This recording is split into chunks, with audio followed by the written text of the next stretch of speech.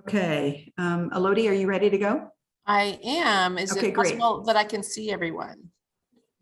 Not if you're sharing the screen as a, and the participants typically you're not able to see because we set this up as a webinar. Okay. Okay. All right. So let me just step in here and say a few words to the folks in the room that I can't see and the folks online that I can't see.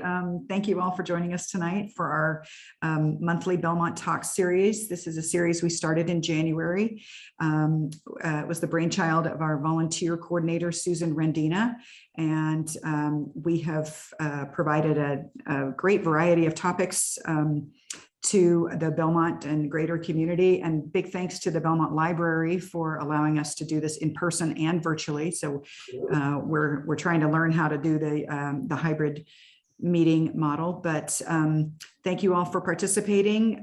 You will be getting a survey after tonight's talk just to get some feedback from you and ideas for future topics and any ways that we can improve this this new kind of activity that the Parks and Rec Department is offering. So this meeting is being recorded. It will be in a couple of days, it'll be live on the Belmont Parks and Rec website. And we appreciate your participation. So I'm going to hand off to Elodie to tell us all about bees. Thank you. Thank you so much. We have a few people in the room here, and we're going to try to monitor the chat and the Q&A. So we're happy to take your questions. Okay, excellent, great. So is beekeeping legal in the county of San Mateo? Anyone? It is indeed. So there are 3 towns, San Carlos, Hillsborough, and Redwood City, where it's not legal, but it's legal in the rest of county of San Mateo at the moment. Any idea what some of the drawbacks are with beekeeping regulations? What are people afraid of? Getting stung. Getting stung. So when people look to change the beekeeping regulations, Michael, what do they try to do? They try to educate so that people aren't afraid of bees anymore, and the city councils make it legal to, when they find whether they're going to make it legal, that they will make it. Be done in just a minute. Okay, so for those on the line, Michael was saying, one of the big points is to educate folks so they're not afraid of bees, which is absolutely true. And one of the other sort of guiding principles I would say that people use is we don't want the bees to become a nuisance. So if I had 10 hives in my backyard and my neighbor had a pool and the bees were stinging the grandkids and we were trying to have birthday parties, that would be considered a nuisance. Or you had them, let's say, right next to a fence at a school and they would fly out of the hive and right through the school grounds, that would potentially be a nuisance. So so generally the laws are the bees should not be a nuisance to the neighbors, and most good beekeepers would try to adhere to that and wouldn't want that anyway. So we have 3 honeybee castes, they would call it. We have drones, a queen, and worker bees. So drones are big and fat, and they make up about 5% of the population. Any idea what the purpose of a drone is? What's the role of a drone? Take care of the queen, to service the queen. Yep. Only one thing. I was about to say. Could you hit the next slide for me? So the role of the drone is the male, and the role of the drone is to get the queen pregnant. Yes, exactly. To make babies. Yeah. Exactly. All the drones. Oh. That's their only function. So she's busy. She doesn't say that busy. Oh, She typically makes 1 mating flight. Oh. Mates with 10 to 15 drones, comes back, and then she's in the hive the rest of her life. Oh. So let's go to the next one. So this is the queen bee. So the only boys in the hive. Right? Correct. Yeah. Correct. I know, and usually you think, oh, well, you refer to he, the bee. No, they're girls. They're girls, hardworking girls. So the queen bees look quite a bit different from a drone bee. They're long and slender.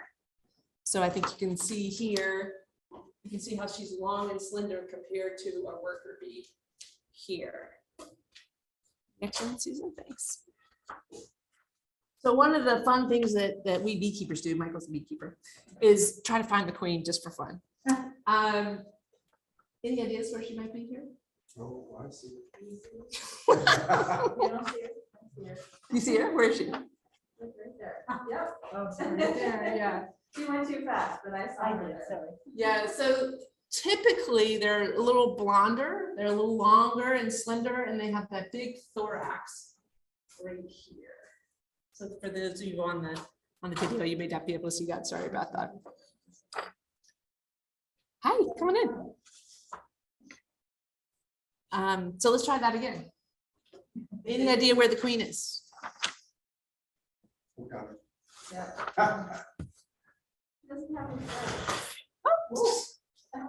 You're right. flags. When we were at the Earth Day fair, little girls would come along and say, there she is right there. Any idea where the queen is? Do you know what she looks like?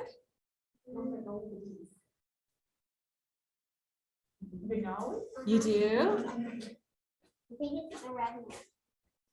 This one right here? Yeah. You're exactly right. That's it. Well done. Well done. So there's only one queen per hive, multiple drones, about 5% of the population in the hive is drones. And then we have the worker bees. So I'm sure you've heard that expression, busy as a bee. Well, this gives you some idea. The drones, their only job is to get the queen pregnant.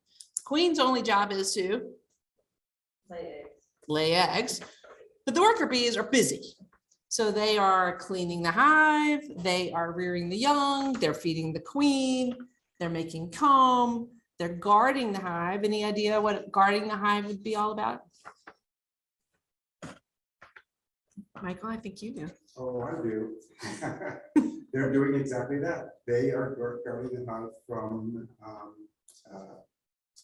any animal or human that might try to be attacking the hive, collecting their honey. Do you have skunks at your yard, Michael? Do not. So I have skunks that'll come through my yard, not if my dog has anything to say about it.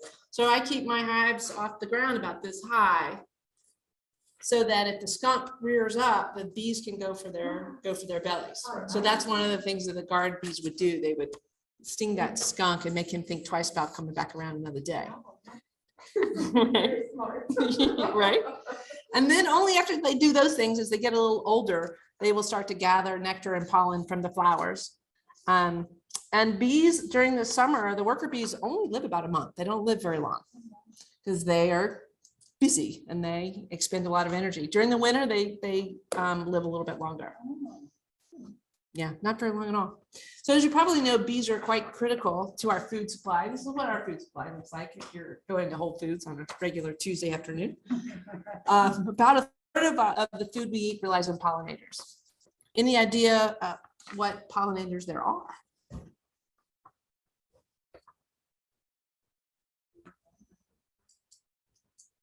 Well, honeybees pollinate about 80% of the crops out there. And so most beekeepers in California actually make their money by pollinating crops rather than selling honey or candles or any of those other kinds of things. Yeah. Oh, they bring. They truck them down to the almond orchards is the biggest one. Oh. Yeah. Yeah. So if you didn't have any pollinators, especially honeybees, this is what your produce section might look like. It's about a third of our food requires pollination. The oranges that don't? Oranges and tomatoes? They do. I think this is more of a representation. Oh. But no, citrus is one of the really great fruits actually for the bees. Yeah. I've heard that flies actually do pollination too. I don't think so. No. Okay. I thought I heard that. Anyway, okay. I'm curious, what are the other pollinators besides these? A lot of native bees. Oh, the carpenter bees or? Carpenter bees. What were those ones on the bee guild? The yellow bees. Digger bees. There are a lot of There's a native lot of bees. Carpenter bees. What about the big bumblebees? Yeah, bumblebees, big yeah. bumblebees. Mhm. Yeah. Yeah. So beekeeping has a season. This is busy season for the girls and for the beekeepers who are trying to help the girls. So as you can see in the winter, on the left side, the number of bees is sort of small. They don't hibernate exactly, but they do what they call clustering. So they sort of all try to stay warm together in the middle of the hive. Not a whole lot of bees, but then after the winter solstice, December 21st, they start to, as the days get longer, they start to build up and they recognize that spring is coming and now's their big chance. You know, the trees are going to be blooming soon and they want to grow a big group of girls that can go out there and pollinate all those trees and gather all that pollen and nectar and make some honey. So, you know, it's still cold and the beekeepers are still like, I don't really want to go out there, you know, it's cold and rainy. And, but the bees are getting started. Along about sort of March, a beekeeper would typically go into the hive for the first time for the year and check on things, make sure they have enough honey, make sure they're not too crowded. And then in April, May, June-ish is when you might start to see swarming. So anybody ever seen a bee swarm? Yeah. You have? Tell me more. The local park here in Belmont, they had a swarm that came and landed on one of the newly planted trees. And it scared everyone because there's a after school program there for grade school kids. And so we called one of our friends who said, hey, there's a swarm. So he went and the branch was broken off, and so all the bees were there. Did you observe the whole thing? I did not. We were actually at a softball game, and we turned around like, hey, yeah, there's a swarm down at Barrett. And we turned around and was like, wait, where did he go? And his wife said, oh yeah, we have to go collect the bees. Because everyone was concerned, and you know, we don't want them to be killed because that often happens. Yeah, appreciate that. Appreciate that. So for those on the Zoom, we had a swarm in a park nearby, and they called a local beekeeper who went and collected that swarm. So indeed, and then as you can see that the bees are really building up. So these are intended to represent brood boxes. So brood meaning baby bees. And so you can see that the bees are really building up. And then usually I usually harvest, I'm not sure when you do, Michael, I usually harvest roughly for the first time of the year around early July, end of June, and then again in September, and then in February. So they've made enough honey by that time to start pulling some off. And then, so I'm going to show you what that looks like. And then they start to dwindle after about August, September, they start to dwindle. And then they start to sort of go into hibernation mode, so to speak, cluster mode. And then the beekeepers are sort of done for the season. So I wanted to tell you, this is what a swarm could look like. They typically cluster together. They typically will, it's just a normal part of the reproductive cycle to want to make another hive, to make another beehive.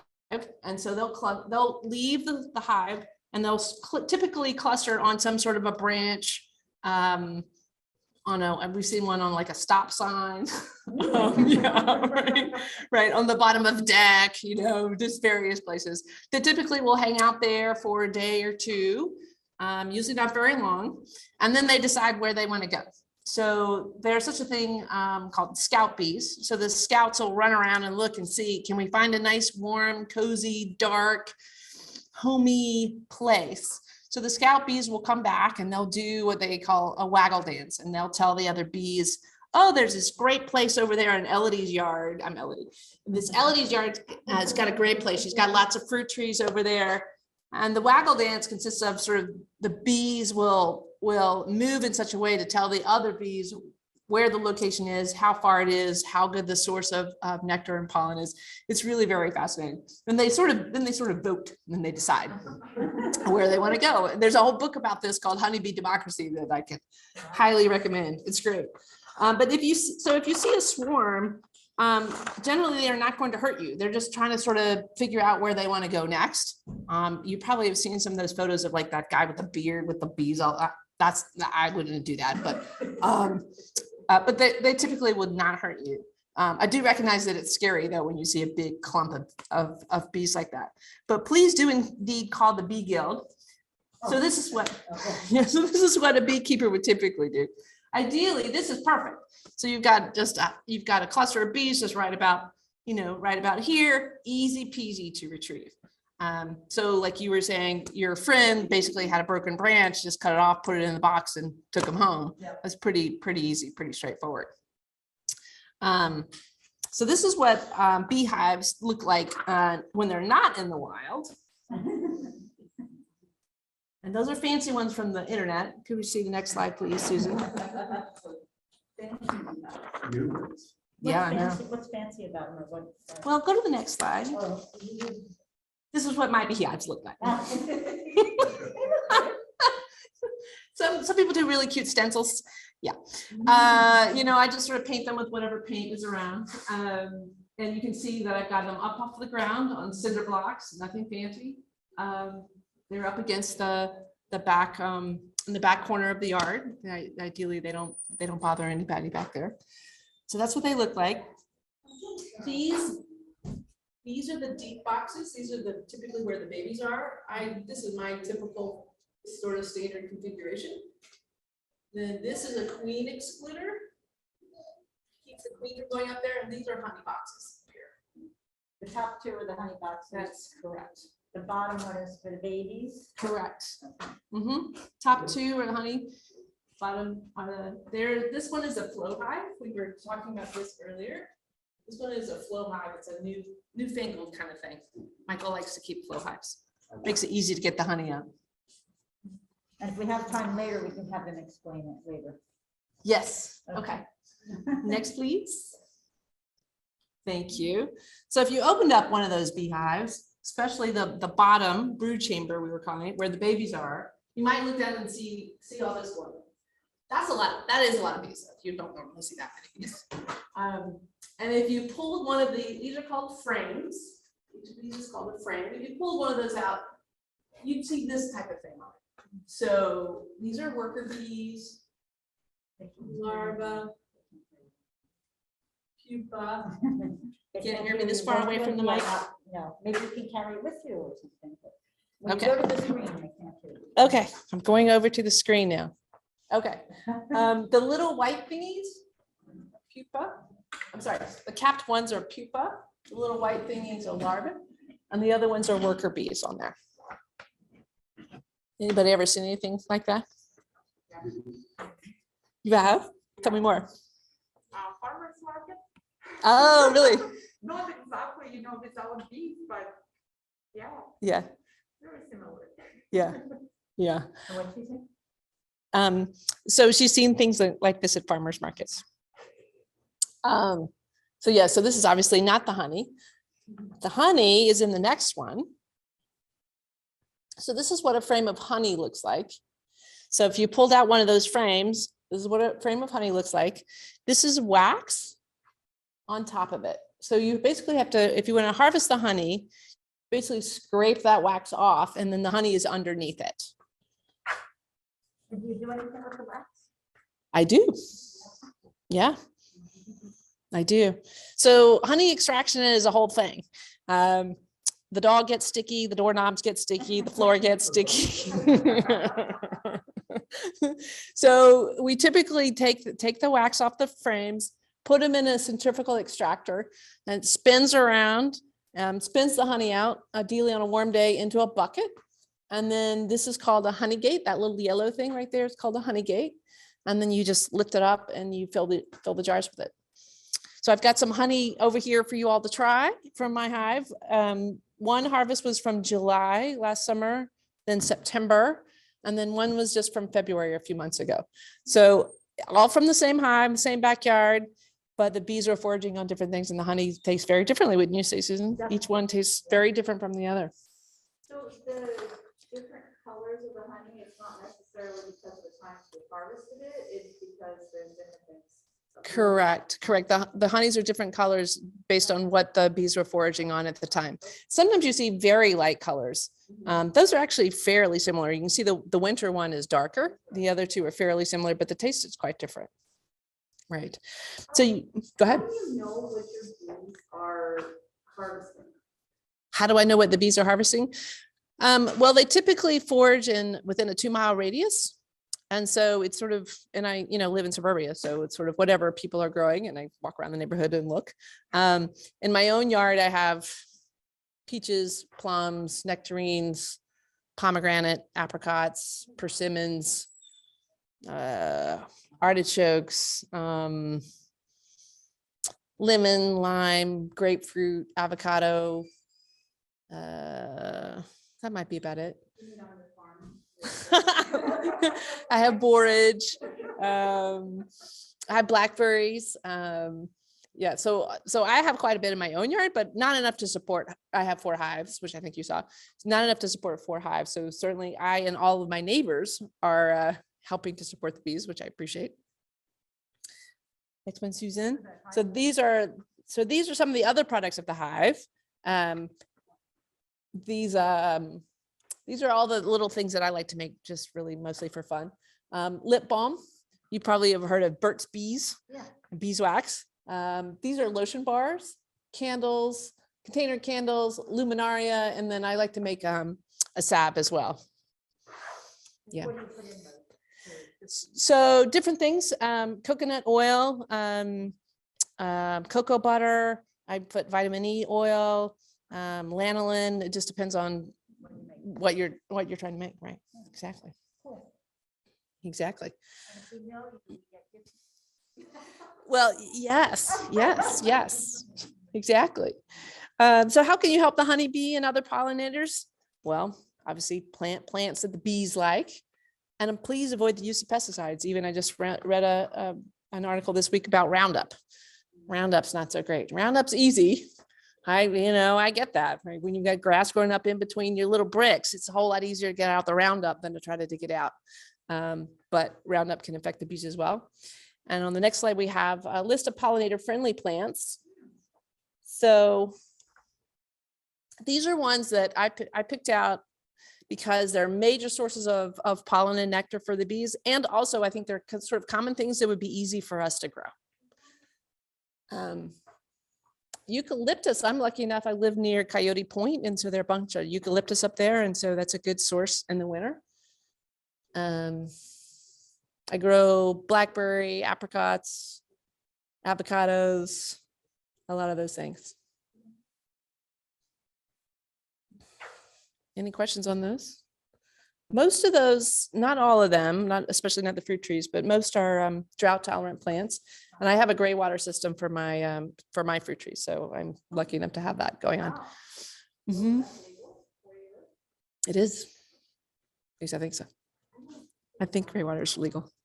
So I run it straight out from my washing machine. So it's great. Yeah. So this is a parkway that our neighbors planted, which is great. I love that. And we could walk by in the mornings and see the bees out there. And these are some other, it's a purple sage, and I think that's a borage down there.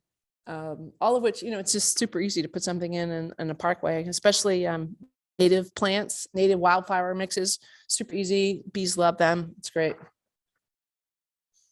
So I got to put in a pitch for the Beekeepers Guild of San Mateo.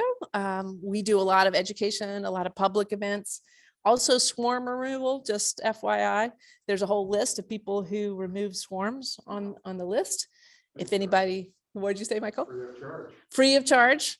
Yes. That's right. Most people do it for fun. Some people want free bees.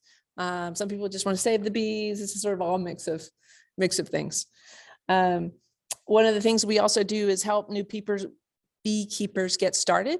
We have beginning beekeeper classes online and in person. And we have a Google group that provides a lot of support, Bee Buddy groups. Michael and I are in our Bee Buddy group together. So the Bee Guild provides a lot of support, which is great. Because certainly when I got started with beekeeping, I was living in LA.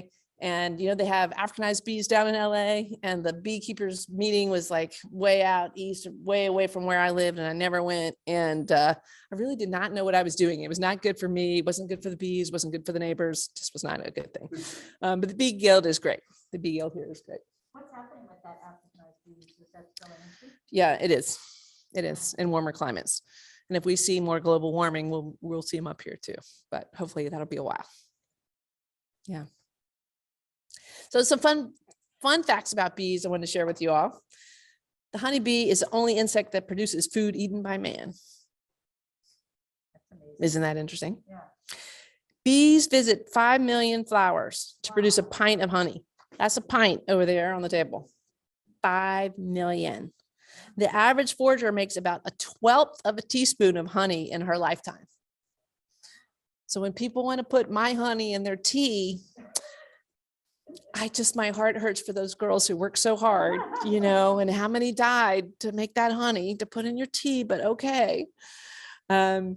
Honeybee can fly up to 6 miles as fast as 15 miles an hour. They don't typically go that far, but they're pretty quick.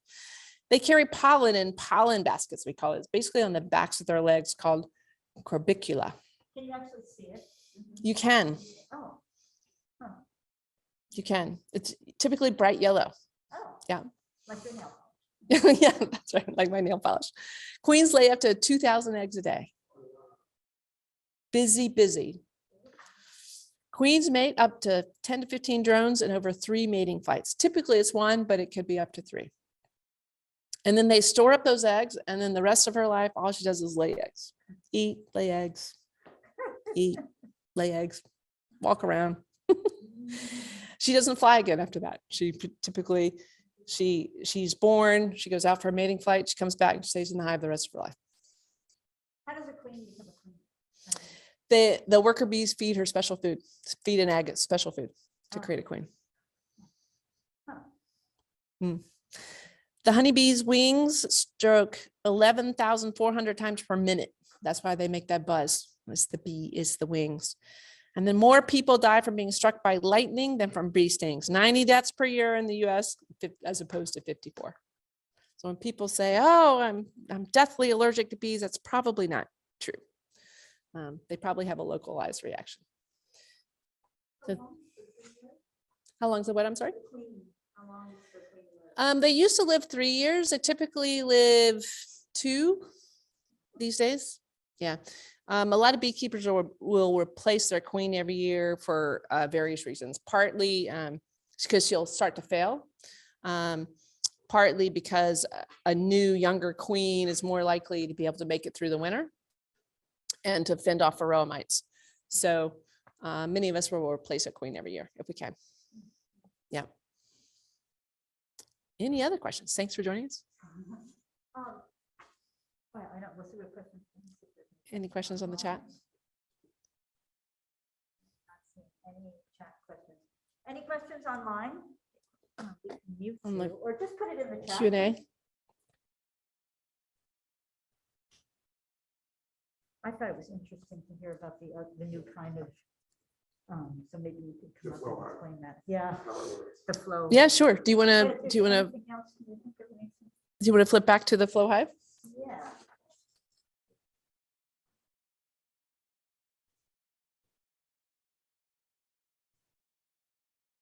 Which, Keep going.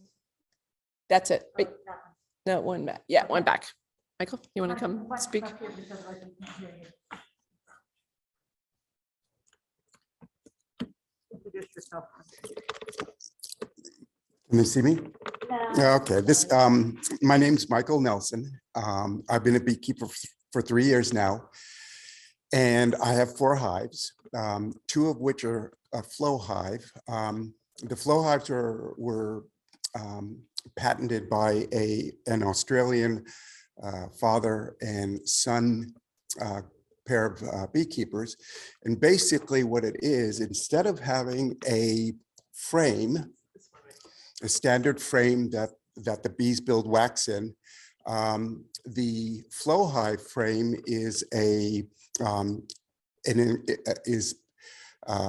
pre-built, how can I describe this? A pre-built comb. Not made by the bees, they're plastic. And the right side of the comb and the left side of the comb, when they are matched up, they're a perfect hexagonal cell. And the bees will fill the cells up with honey. And then what one does when the frames are full, you use what's called a key. And the key slips in on top of the frame. And when you engage it, the right side of the cell and the left side of the cell will slip. One will slip up, one will slip down. The honey then drips down into a catch tray. And there's a tube that sticks out the back of the hive.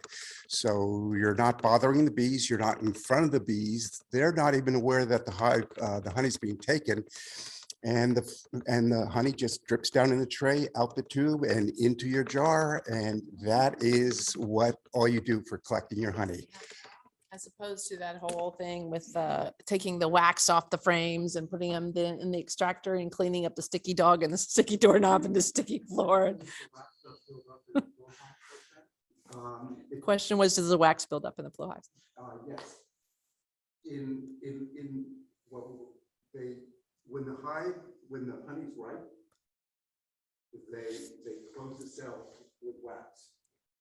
So when the right side and left side slip, the wax is still there.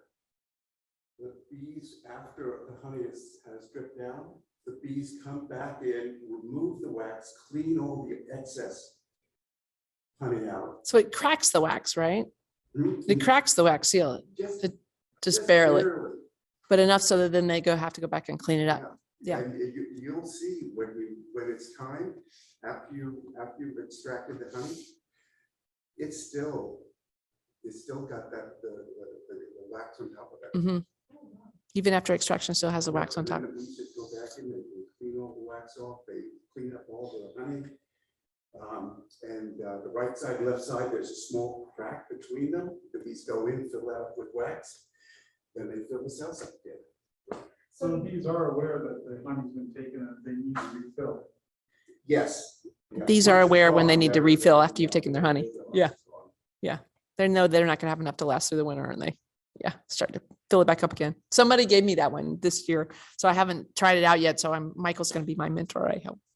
So there's no wax, you don't get the advantage of the wax. The wax cappings, no, there's no. That's a good point. Right. So if somebody wanted if somebody wanted to do their own beehive, do they have to like check with their neighbors so that you're not too close to another one, like other hives? Does it matter? So the question was, should you check with your neighbors before you get bees so you're not too close?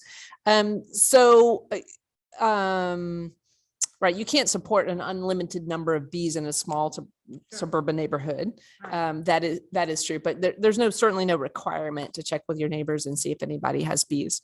The Bee Guild has a very active Google group, and we have a lot of chit chat about this and that, and this and that, this and that. So you could certainly ask on the Bee Guild, does anybody have bees nearby?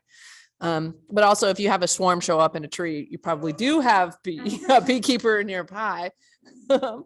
And it's, if you want to start to keep bees, it would just be sort of common courtesy to notify your neighbors in case somebody's deathly allergic to bees, but very few people really are. I know a lot of cities. Yeah. So, and we do register our bees, but we don't have to have a permit per se, but we do register the bees. The theory is, I think, that if they're going to be spraying some pesticide in the area, that you're notified. Certainly, I've never been notified about anything, so I'm not exactly sure. Neighbors, how far away should you notify? One house? The one house, yeah. So mine are on so if this is the lot where my house sits. My house is here, and I have mine in the back corner lot, so it's in everybody's back corner, if you know what I mean. So yeah, you should probably notify the neighbor on that side, not necessarily the neighbor on that side, just so they know. So it's not like you have to notify the whole block. No, you don't. No, not at all. A lot of folks take an extra precaution where they'll plant a hedge, or they'll put some sort of a barrier in the front of the hive. So then that causes the bees to come out and then go up. So they're not crossing just a sidewalk or going straight into somebody's yard or something. That they go up and out instead of just straight out. So that's an extra step some folks take. Do the hives have like a front door that somebody in one particular area and go out one particular area? They do. The hives have a front door was the question. So this right here is the landing pad. That's the front door. This hive, you're probably thinking, well, where's that opening? Well, it's actually facing the fence. So the opening on that hive is facing the fence. The opening on this hive is right here. And you can't really see those on that one. So they land on that landing board and then they go up. Mhm. Do they all go out together at the same time? They do not all go out together. Oh, okay. So the queen never goes out, first of all. The drones don't have anything to do. They just kind of, mill around. The worker bees, some of them are, because they have different jobs. Some are undertakers, some are taking care of the baby bees, some are feeding the queen, and then some are out foraging. And so some of them are in the hive. The foragers are sort of in and out, but they don't coordinate their comings and goings necessarily. But they do go in at night when the sun goes down. They go in at night and they stay in. Oh, they snore? No, and I don't ever hear them. But sometimes you can put your hand on the side of the hive and you can feel a little bit of vibration as they're beating their wings and trying to stay warm in there. Yeah. Well, I don't see any other questions from anybody. But thank you very much. This has been really Okay, good. great. What we will do is, this was being recorded, and so we will save it and it'll go out on the Belmont website. And you will also get a survey, and hopefully you'll respond to that just to say how this talk was, which was great. You can just put that down there. And then you can also see anything else you'd like to hear about next month. We're going to have a talk from the emergency response search, the emergency response people. Oh, yeah, it's probably bad with this on. And it's going to be here at the library, and it will be the second Thursday of the month. It's at 7 o'clock. And she's going to bring things to show you. So it might be good to actually show up for the people that are on the call. And so each month we're having this. I think we're taking November, December off, but each month we'll have a different talk, and the other talks are out on the website as well. So thanks for attending, and thank you. This is great. Thanks. Yeah. Good. Well, So- for those of you who are here, we have 3 honeys to try, all from my backyard. One was harvested in July, one September, and one this past February. So just try them. It's just really interesting to see how the flavors are so very different. I don't know what the people do who sell honey in the grocery store. I have no idea what they do. They mix a flavor in or something. I don't know how you get anything consistent, because my honey is not, but it's wonderful. Yeah, so all you guys on the phone missed out, but we're here. We're going to have talk. All right. So thanks. Thank you. Let's see.